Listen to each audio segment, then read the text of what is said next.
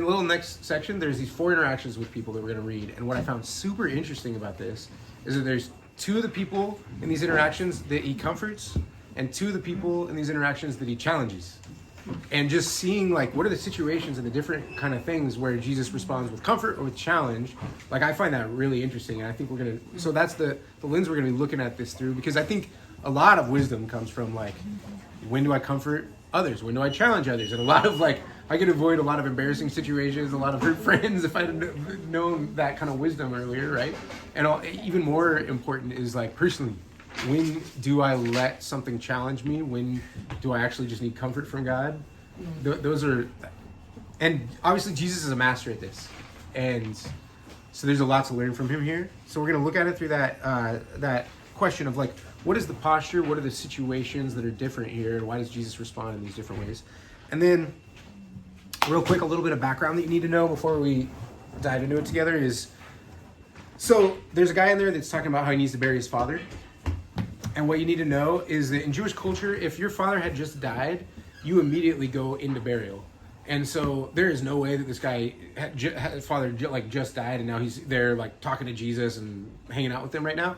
So that means that one of 2 things is true. Either A, he's waiting for his father to die and he hasn't died yet, or B, sometimes they would do this practice where there'd be like a year-long waiting period where you'd take the body and you'd put them into a tomb and you'd wait for a year and then you'd come back at the end of that year and then you go and get the bones, put them in this little, it's called an ossuary, it's a little bone box. So this guy was most likely either waiting for his father to die or during the year of waiting to go and gather his bones. So it's, Jesus isn't interrupting like immediate grief.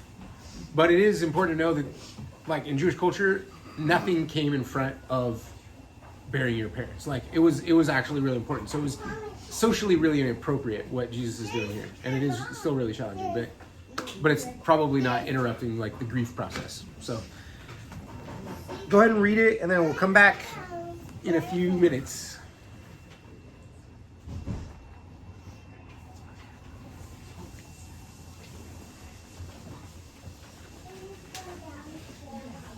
Actually, someone read it out loud too. I can read it. Get it. Yeah. When Jesus had entered Capernaum, is that? Or Capernaum, a centurion came to him asking for help. Lord, he said, my servant lies at home paralyzed, suffering terribly. Jesus said to him, shall I come and heal him? The centurion replied, Lord, I do not deserve to have you come under my roof, but just say the word, and my servant will be healed. For I myself am a man under authority, with soldiers under me. I tell this one, go, and he goes, and that one, come, and he comes. I say to my servant, do this, and he does it.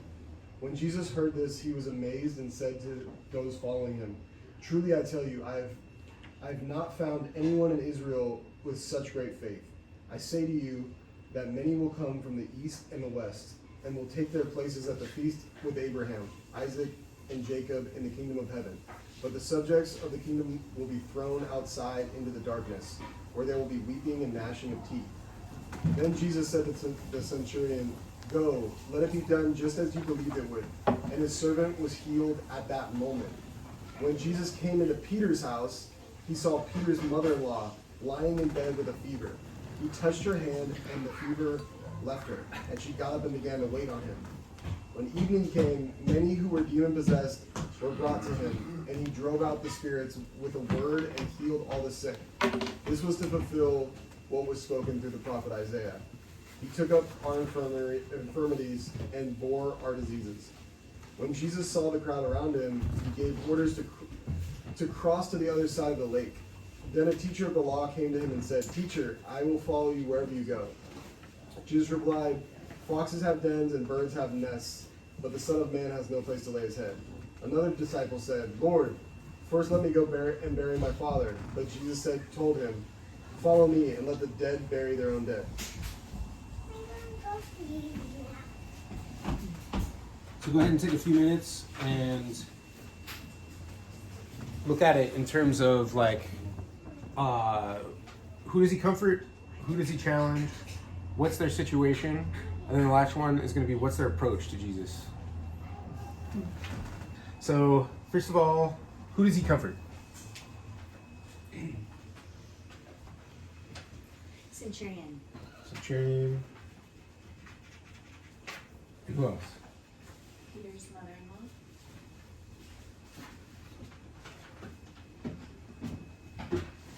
And who does he challenge? The lawyer. The lawyer. Well, teacher of the law.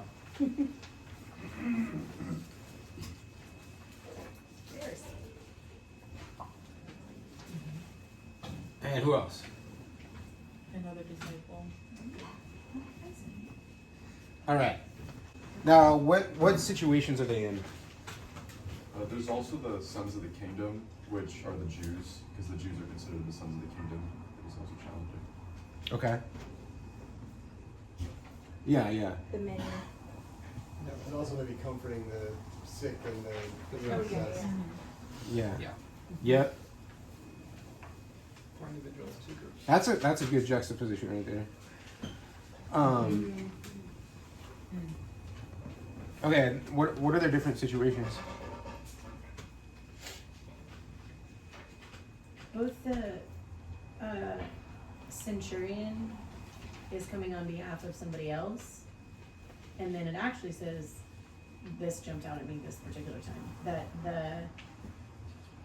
the demon possessed specifically were brought to him, like like that was a passive. people helping other people. Oh, Yeah. yeah. That's cool. So they didn't necessarily come, but somebody else brought them, which is both of their. There's a parallel. Yeah. Or like he just showed up at Peter's house Yeah. and he was sick, I guess. So, Yeah. so he also shows up in that situation, I guess. But Peter obviously was a apostle, Yeah. so maybe. But they were all sick, which is interesting. Yep. Any other situations on the comfort people?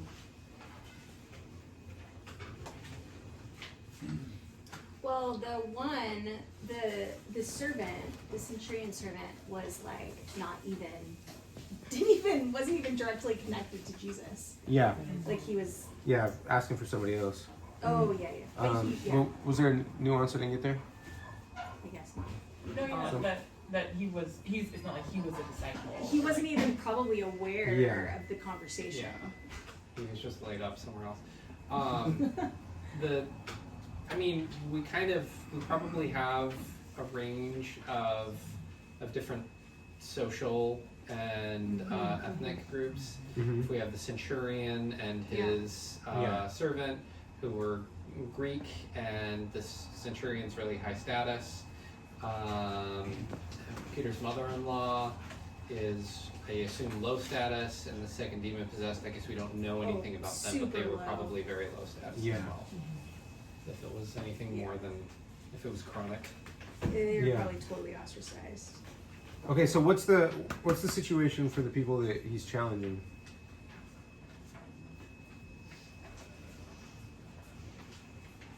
The teacher of the law is probably high status.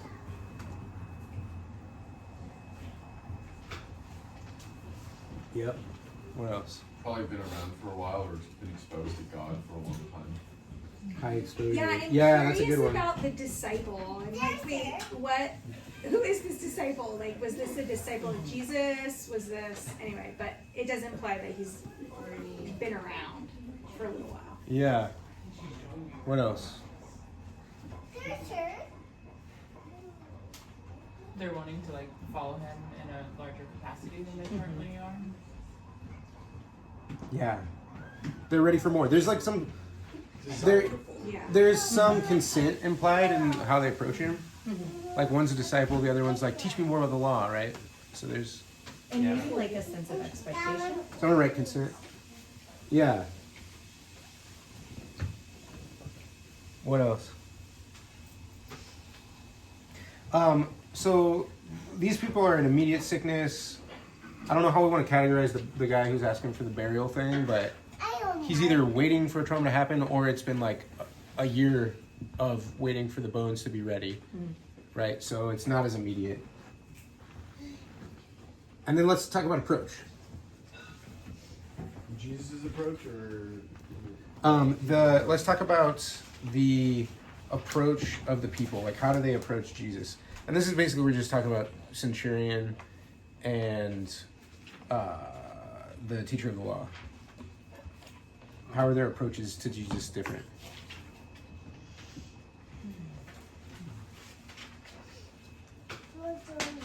Are you looking for something other than the fact that they were brought by other people to just Jesus? everybody's approach? No, I like, how did they approach Jesus? Like, how do they address Jesus, talk to Jesus? That's what I meant. Sorry. Well, the teacher of the law is a little bit like, I will follow you wherever you go, right? And we don't even, it doesn't totally seem like that maybe that happens. So Confident. they're Yeah. very confident. And Yes. yeah, he wasn't asking for anything. He was kind of talking about, he was humble bragging, sort of. Humble brag. Yeah. So he's braggy. In some other renditions, I think the teacher of the law is also a scribe. So basically, he would be like writing down everything that Jesus is doing and saying, and kind of like reporting that to the masses. Kind of like a So he's journalist. okay. Yeah. What else? I think the centurions clearly seems really humble, and Yep. you know, basically said he's undeserving, and Jesus obviously makes a big statement that he's got more faith than anybody he's ever come across, basically. Yeah. So very faith filled. Yeah. Or he understands authority and that And the first thing that he comes with, is he just says the need.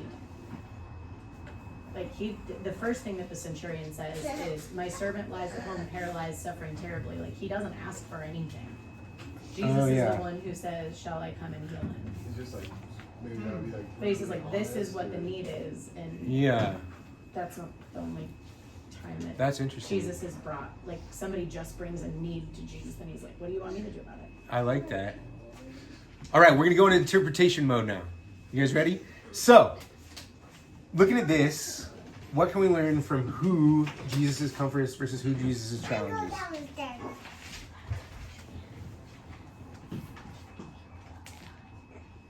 It doesn't matter what the status is, he doesn't take that into account. Yeah. Yeah. At least if he doesn't take it into account the way that we would. Yeah. yeah, not Right, in the right, way right. that the Jewish hierarchy, their whole way of being, Like- it's very different. Here's one that I find really interesting is like the centurion is like a professional oppressor of his people. He is like a military leader. It's like if China took us over and there's like a dude who's in charge of a unit that's occupying us. Like you'd probably think like that's the guy Jesus would be like, leave your job. Come over here. That's whack. You gotta leave your job and follow me. Over here is a teacher of the law who is like the professional like religious person, and he's like, leave your job. That's super interesting, right? What else?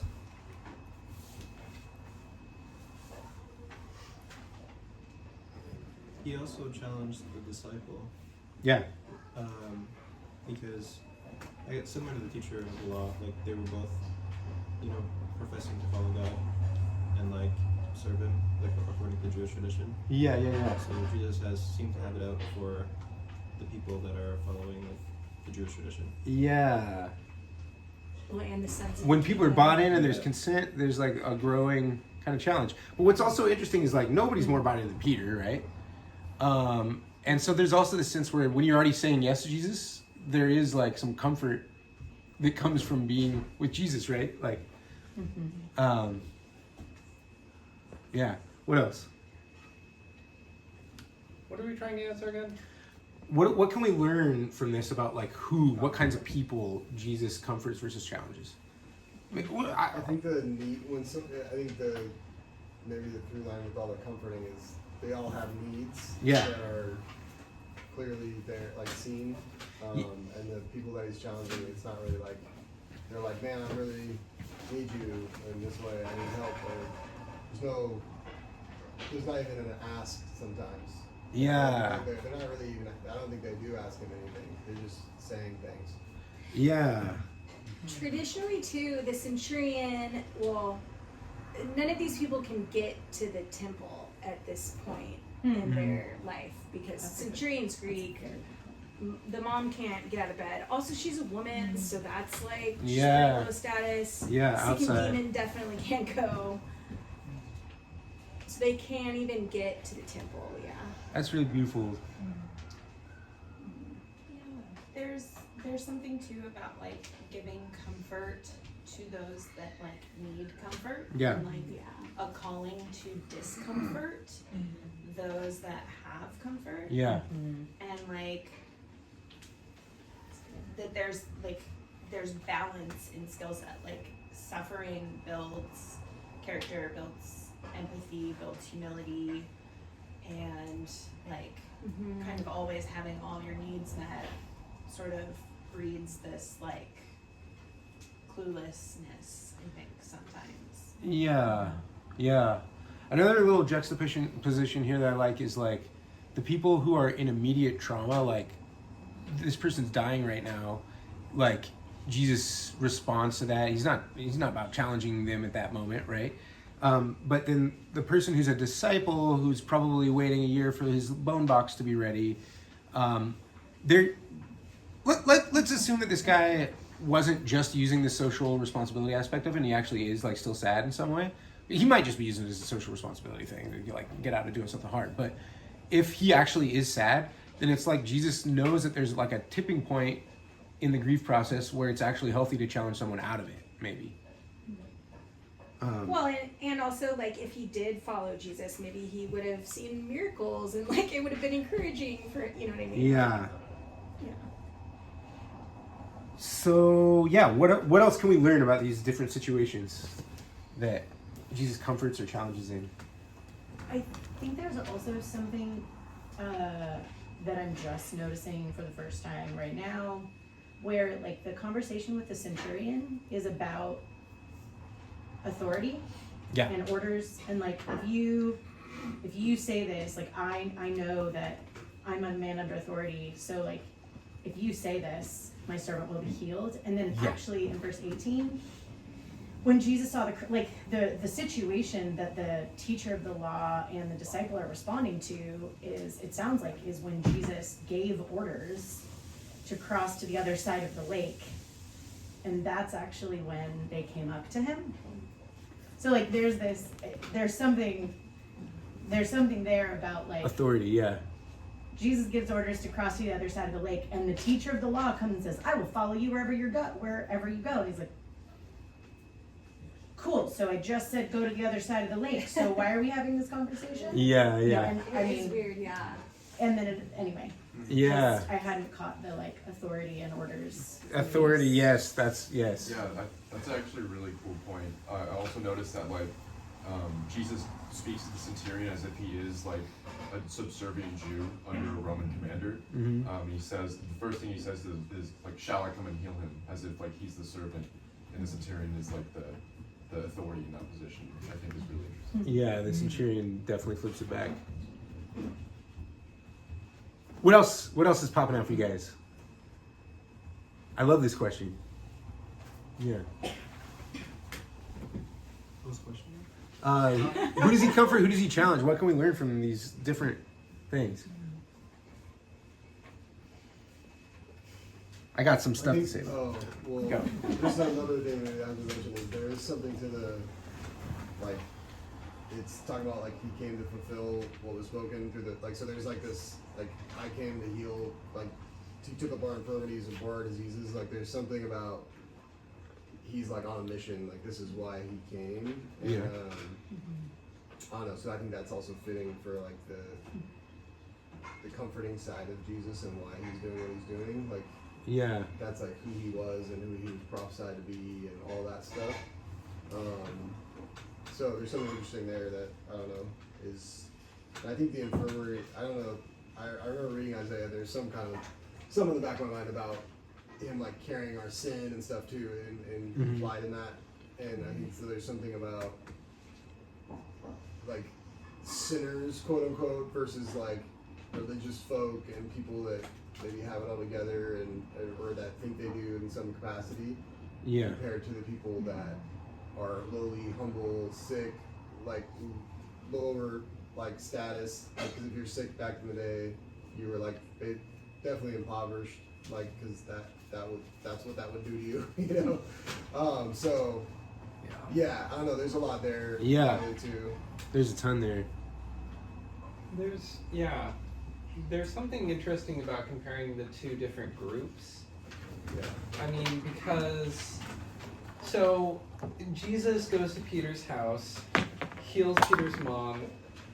Apparently, word gets out, and as night comes on, everybody who's sick or is demon possessed, anybody with troubles comes, and Jesus heals them, and then I assume it's in the same event, like it's still night. Then a bunch of gawkers come, who are, I assume, also heard that Jesus was doing stuff, but they didn't actually need anything from Jesus. They were just watching the show, or you know, had heard and were trying to figure out what was going on.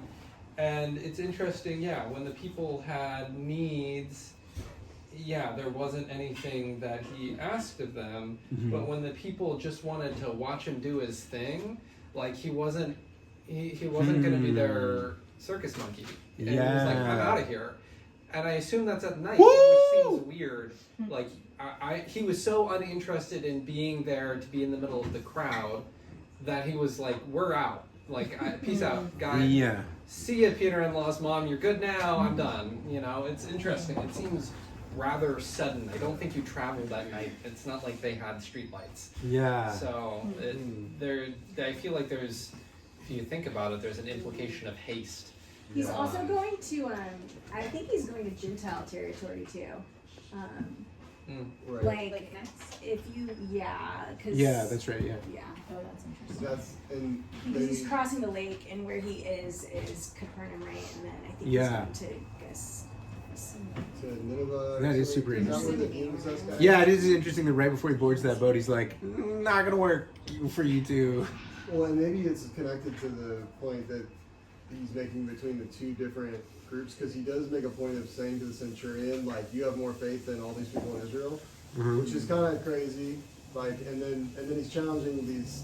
Definitely, if they were a disciple or a teacher of the law, they were Jewish Israelites, something like that. And so he's definitely making direct comparisons. So he's almost like he's almost taking shots too in that way of like firing at the quote unquote chosen people, and then these quote unquote non-chosen or a centurion who's clearly like shouldn't.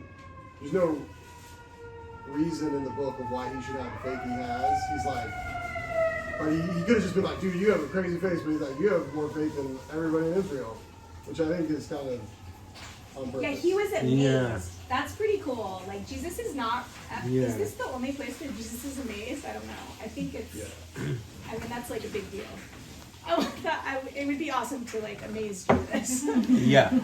Another thing that I wanted to say was, the centurion is asking on behalf of his servant.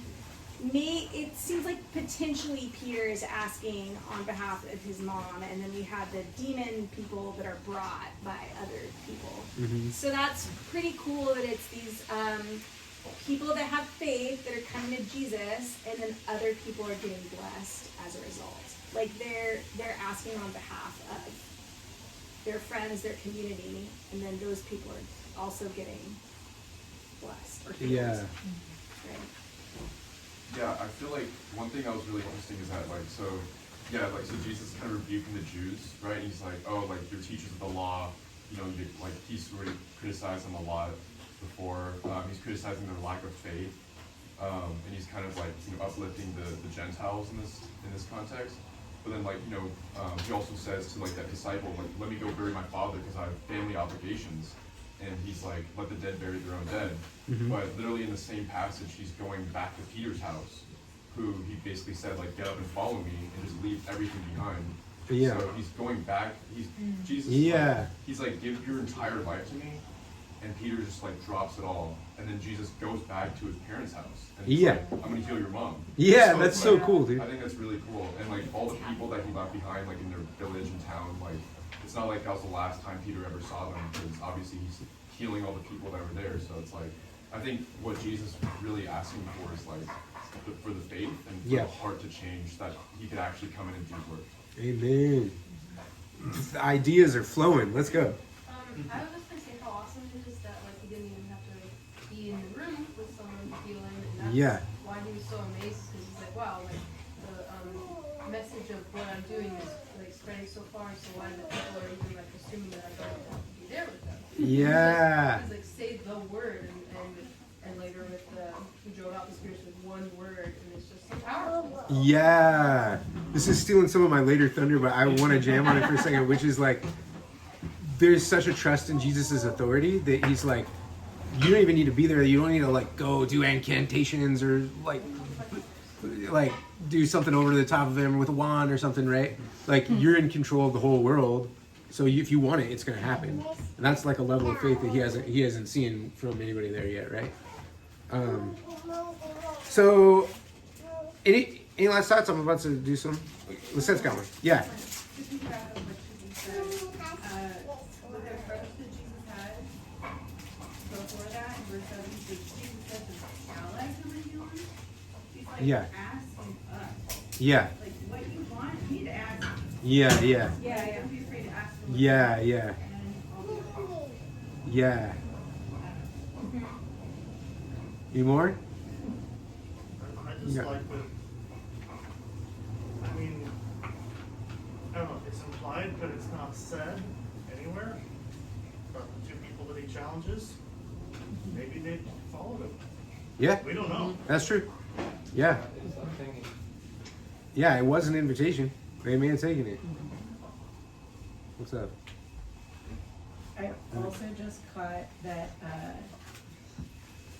it's Jesus who suggests or who mentions, like, Jesus doesn't say to the centurion, shall I heal him? He says, shall I come and heal him?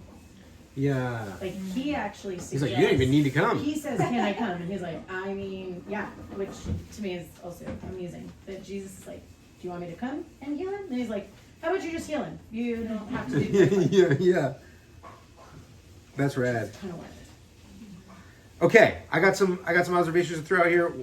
First is a very obvious one, but there is a time to comfort and there is a time to challenge, and we often read it wrong as a church or as people, and it really messes situations up and it hurts people. Jesus knows how to read that stuff. A lot of times we as people don't know. But check this out.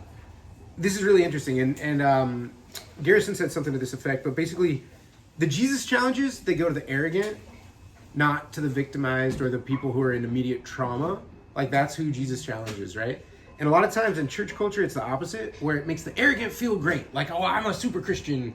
I'm a real Christian. Like, unlike those are just cultural Christians over there. I follow the Jesus challenges. I'm the great, like, and sometimes that can make other people feel victimized or less than, right? This happened a lot for me when I was like leading in campus ministry, where at the end of the year we'd have a bunch of freshmen and we'd be like, these freshmen are going to be leaders next year, and then all the rest would feel looked over, and then a lot of times they would kind of fall off the map, and there was this hierarchy thing that can tend to happen around Jesus challenge. That's what I'm trying to talk about here.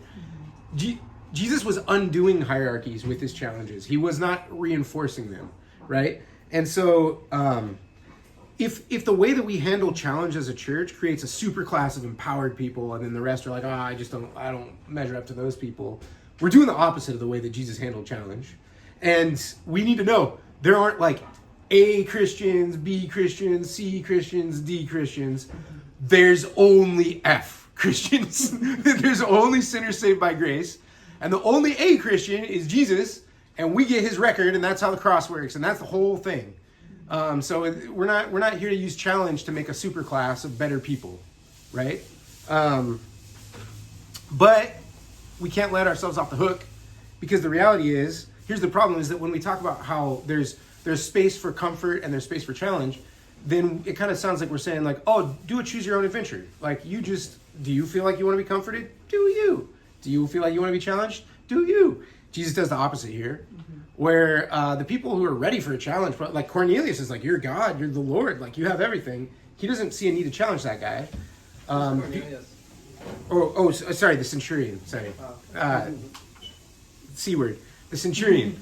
And then with Peter, like that guy's already given his whole life to following Jesus, right? So there's no challenge there. The people who think they're ready, but he actually points out, no, you're not actually ready for this. You don't actually. It's the people that don't want it that is the ones that Jesus wants to challenge. And so, yeah, I don't want to give across an idea that it's like just do you, because the reality is it's ask Jesus. Like ask Jesus in prayer if he wants to challenge you or not. And a lot of times, if you really don't want to be challenged, that can be this inward nudging of the Spirit saying, time for transformation, you little butterfly. Come on, right? Here's another point I want to make. Only Jesus gets to ask for sacrifice. Christian leaders like me don't get to ask for that. We will use you. I don't want to use you. I'm trying to learn how not to use you. But the old self in me that I want to kill, it is attracted to power like a dehydrated person is attracted to water. And I love power and I will use you. I cannot be your discipler. I can't be your leader. Only Jesus can be that. And for that, you have to go to prayer. You have to actually ask. You have to sort around in the inward nudgings of the Spirit to see, like, what is Jesus? How is he discipling me? How is he challenging me? Christian leaders don't get to do that. And here's why Jesus does, is because any other organization or agenda or power-hungry person or just employer will use you. Anybody else will use you, but Jesus is the one who, verse 17, took up our infirmities and bore our diseases. He won't use you. He wants to. I love. There's this scene where Jesus is walking through a crowd. He gets touched and he feels power go out of him, and he's like, "Whoa, power went out of me." This passage, I think what it's saying is that when he was healing people, he was taking on their infirmities. He was taking on their diseases. He was absorbing it, right? And that's the way the cross works, is that every hurtful comment, every time somebody got gaslit, every shoot of pain that a body's ever felt under disease, Jesus was taking all that darkness and accepting it into his body and experiencing it to suck it out of us, right?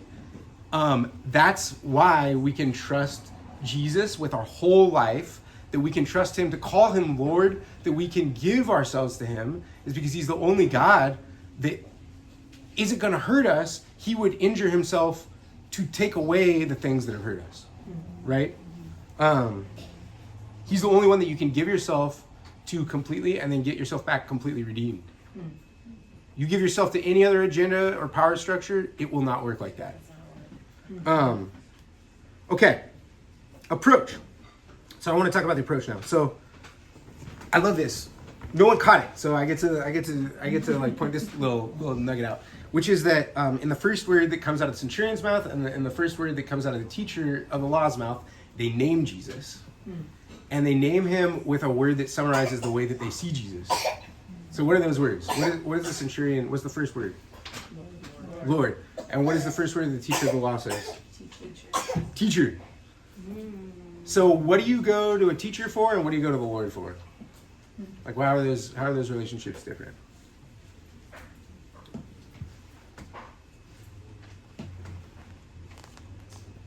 We go to Lord to get orders, and you go to a teacher to get their opinion.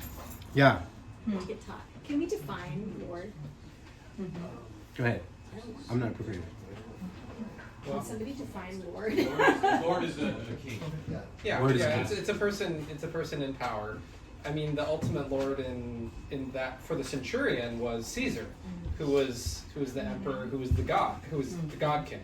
Like there were idols all over to the Caesar, to the Kaiser, the king. Yeah. I don't know, anything about the Greek use, but yeah, lords were kings. They were in control by dint of their holy authority. Yeah, and when the teacher of the law calls him a teacher, what is that guy? He's also a teacher. So he's put Jesus on the same level as him, And if you put Jesus on the same level of you where he's a teacher, then he can challenge ideas maybe, but ultimately you're the arbiter at the end of that relationship. It's like, oh, I'll take another consideration, but I'm the arbiter, I'm the chooser of whether I accept the information or not. And there's no obedience in that relationship, so you can be convinced, but you can't be challenged, and you can't be changed, right? When the centurion comes to him, it's all about obedience. This guy looks at him, and like Ellie was saying, he's like, I have a little sphere of 100 people that I tell them to do something, and then they have to do it. For you, that sphere is the whole world. So he's giving him this like lordship, right? I see your hand up. What's up? Yeah. Okay. So it is possible to say teacher meaning something more like Lord if he meant like you're the rabbi and I'm just gonna follow you and just like listen to whatever you do. But what he's saying there is like that word teacher means like I'm someone who gives information out. Yeah, information dispensation. Yeah, so he's like, hey, you got good information. I want to like follow you around. It's not like a disciple rabbi. It's not like when the disciples call him a teacher. Like I'm just gonna follow you around and do whatever you want. That's more of the Lord sense of teacher. This is more like you've got interesting information to give out. So I don't know, like. Yeah. So like the obvious thing, like for us, is like if we come to church every week and we're here for some minor moral upgrades, some interesting information, then we've begun to treat Jesus like a teacher, not like the Lord, right? And I think it's a pretty radical question to ask: what would it look like if we let Jesus be the Lord and not just the teacher, right? How does our life change if we ask that question? That question slaps. We're gonna come back to that, you guys. So, but a few more things before we get back to that. The Jesus responses. What do you think he means by "let the dead bury the dead"? I don't know, but it sounds cool. Think about it more. What does it mean? I guess leave the dead to their own doing. I guess they just don't. I guess not. Yeah. Assume. What? I didn't want to go there. Oh, okay. Were you done, Antonio? Well, I guess. I don't know. Yeah, I liked what you were saying. That like if he's dead, like he's dead. Like Mm-hmm.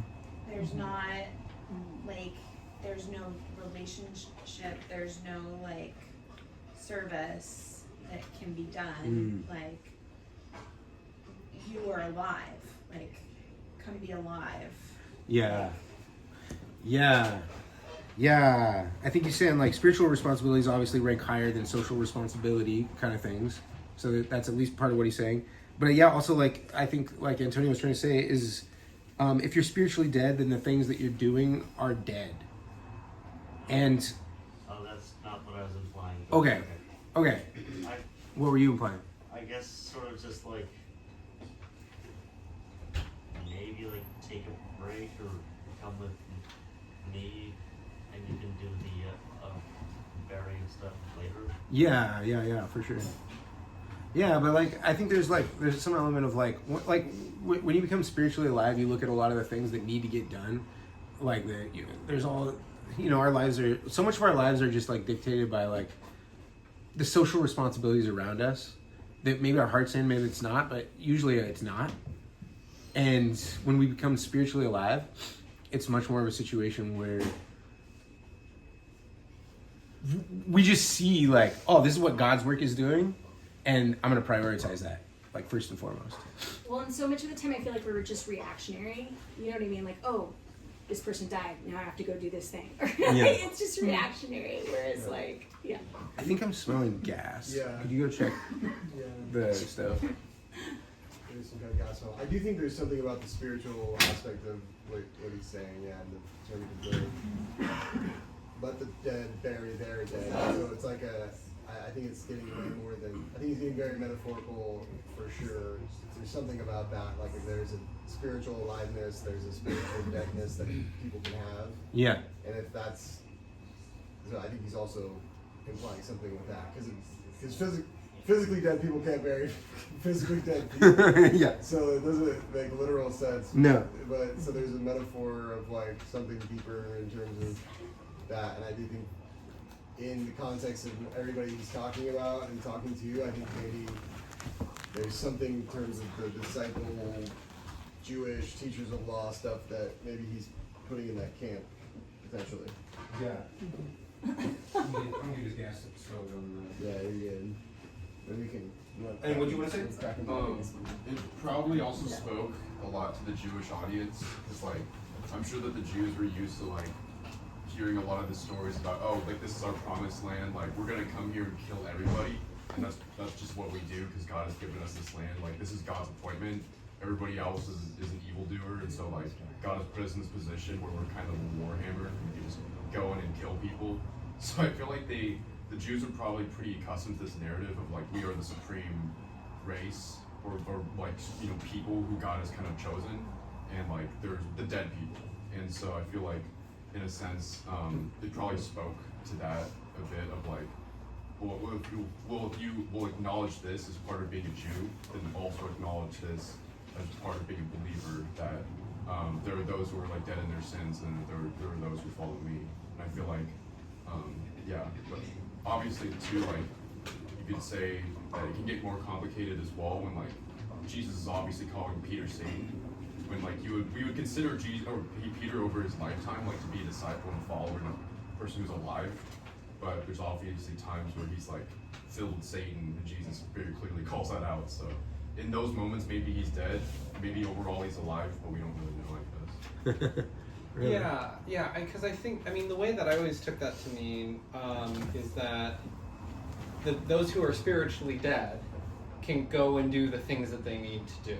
Mm-hmm. And those who are spiritually alive, in other words, those who are following Jesus, can go about the following Jesus. So the following of Jesus is what makes you alive. Yeah. It also takes precedent over, the social responsibilities. There it is. Which That's is, weird. I'm just repeating what you're saying. In this Bible, it had a reference to Luke 9:60, and I like this one better because it continues with that. It says, "Allow the dead to go bury their own dead, but as for you, go and proclaim everywhere the kingdom of God." Yeah, so it's like go talk to the ones that are alive. We got more important stuff to do right now. Yeah. I'm about to hit my outro. Any last thoughts? Okay, outro time. Do you have something? I don't know. I don't want to undercut you too much. I think you're being hyperbolic when you're talking about you can't let anyone else tell you what to do because only Jesus won't use you. But I feel like there are a lot of biblical examples, and just in life, it's pretty frequent that the way that Jesus communicates what we're supposed to do is by people around us. Yeah, for sure. Anyway. Yeah, I just meant like. In an I just wanted to sense. speak to that, like, don't let another person use you. Yeah. And use sacrifice or challenge as a way, like, of using you. Yeah. But if people want to, you can help people, give people good ideas for growing closer in their faith. Like any of us. Yeah. Yeah. And, like, I'm a power hungry dude, so I'm a little dangerous, but, like, there's lots of safe people around. And there's a way to practice like servanthood that is intentionally practicing being considered a servant of Christ that feels like it costs too much. Yeah. But if you're giving that as an offering to Jesus of like, make me more like you, that's different than like, oh, I'm sacrificing my life on the altar of Open Home to make sure Open Home is really good. Right. It's like, no, like, there's just a contrast there. Yeah, but what I was trying to get at is, like, if you really want to know what is Jesus asking me to do, you really need to get that in your spirit from Jesus. Like, if it's coming from somebody else and they're like, this is the challenge you need to take, but it doesn't resonate with how the Spirit's prompting you, and it doesn't feel you. that's not it, man. You can't jump past that step you and have to use outsource. discernment when there's someone challenging you to know if it's actually coming from God. 'Cause it could be coming from God through somebody else. Yep. but not necessarily. And Yeah. And it's so it's like Yes. there's that. Well, that goes to the hierarchy thing too, where you shouldn't see a leader as above somebody else. Like he has the same spirit as you. Mm-hmm. You're both Christians, so Yeah. there's not like he's got some beeline to God that you don't. Yeah, yeah. But you do need challenge. Well, I mean, Paul would say, like, if you're a slave and your master's a Christian, then serve him even more. So I feel like there's definitely Jesus himself is submitting to the centurion's authority. So I feel like we're definitely called to serve in anybody who's in a position of authority. For sure. Literally anybody. I don't know if Jesus was submitting to the authority. The centurion's submitting to Jesus' authority.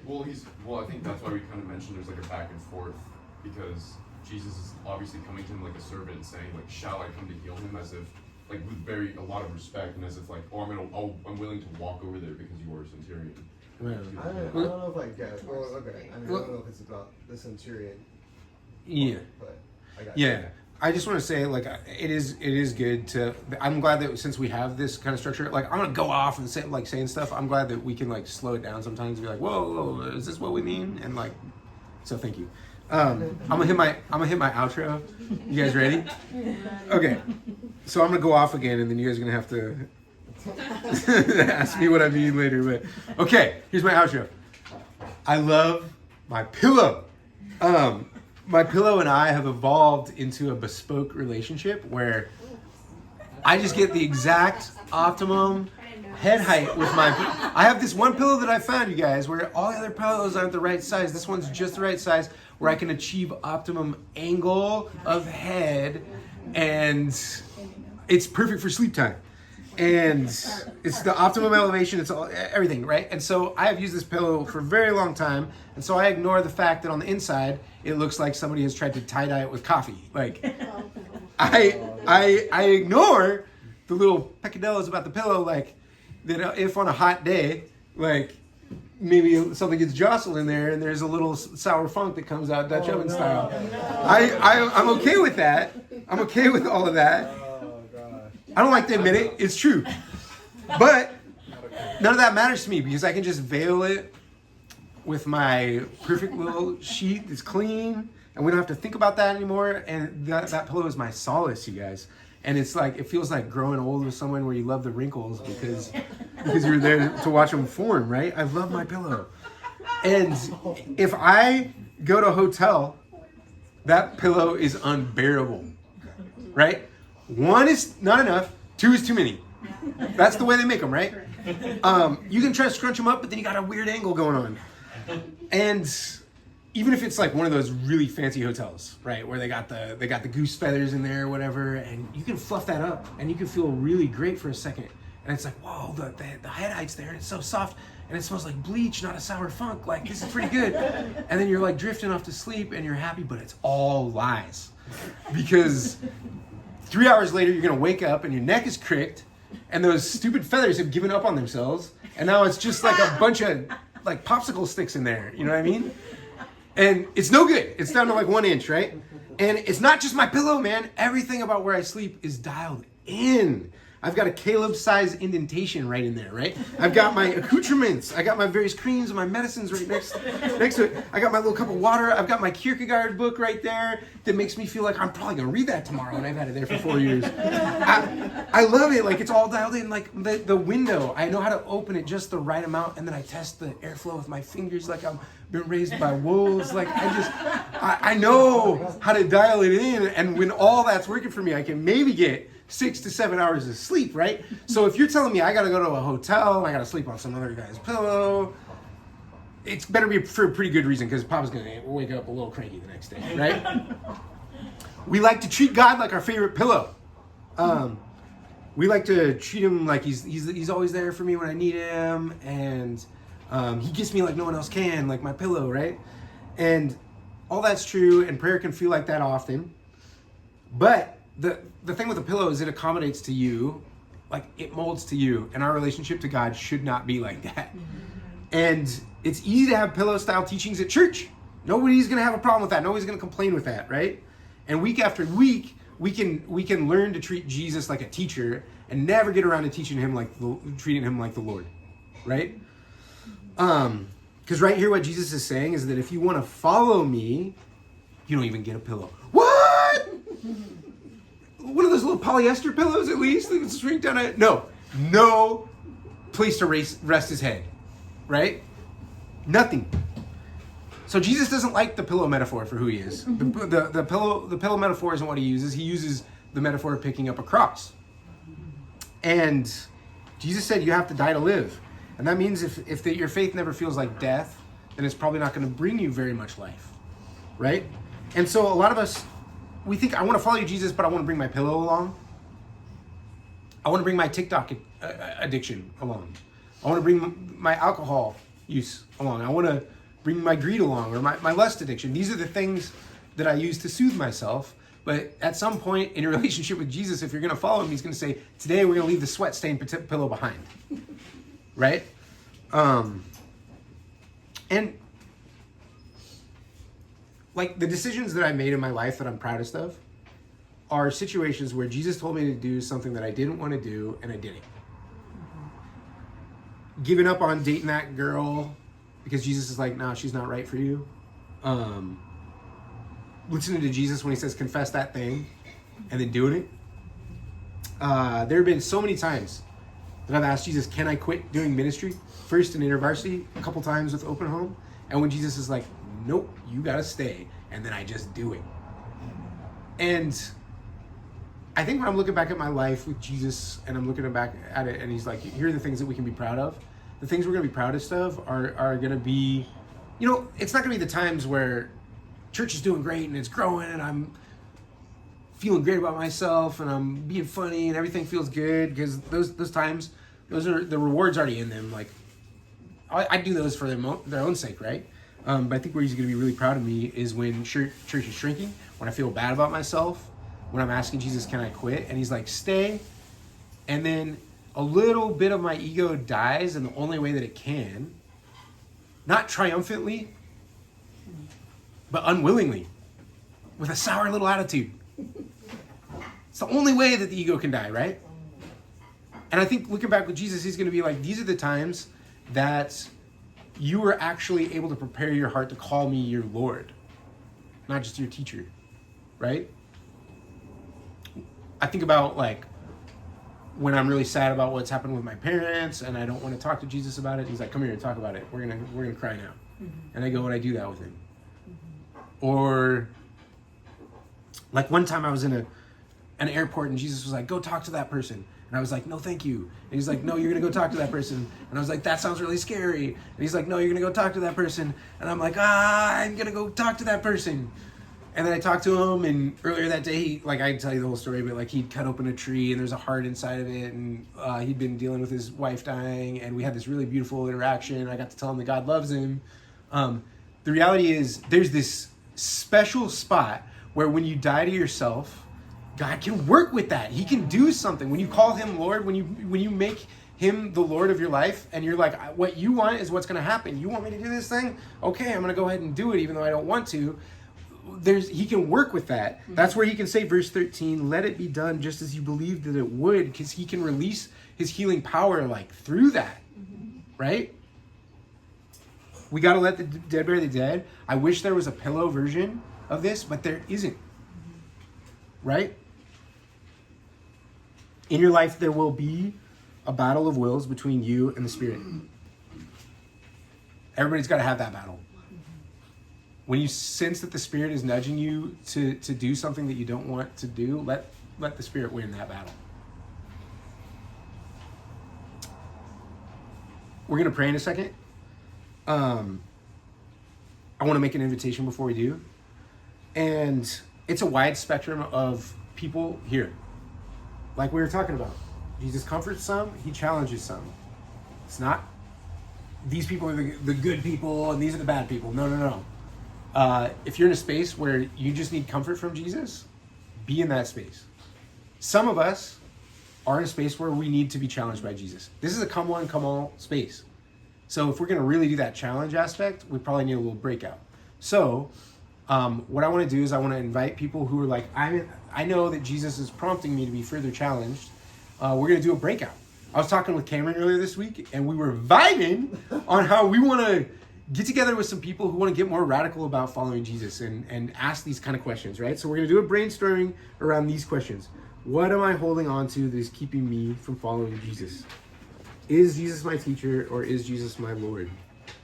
What excuses do I make that keep me from following Jesus fully? So if you want to come to that, you have to text me. Do not forget. I'm not going to chase everybody around. I'm not going to make another invitation. If you want to come to that, you have to text me, and I will put you on a doodle poll. Once we do the doodle poll, we will pick a date.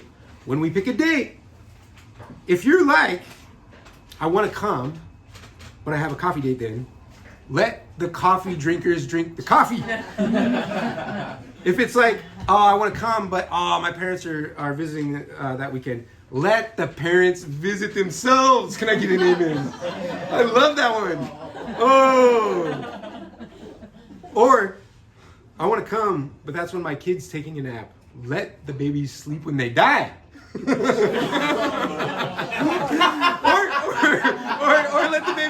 let the babies sleep in my side room. They can sleep in my side room. Those little monsters, they'll sleep anywhere. You just put them in there, we'll be fine. But here's the reality is, if you want to stay spiritually alive, then prioritize it. There's no way to not prioritize it and stay spiritually alive. You want to be spiritually alive? You got to let the dead bury the dead. It is what it is. So let's pray.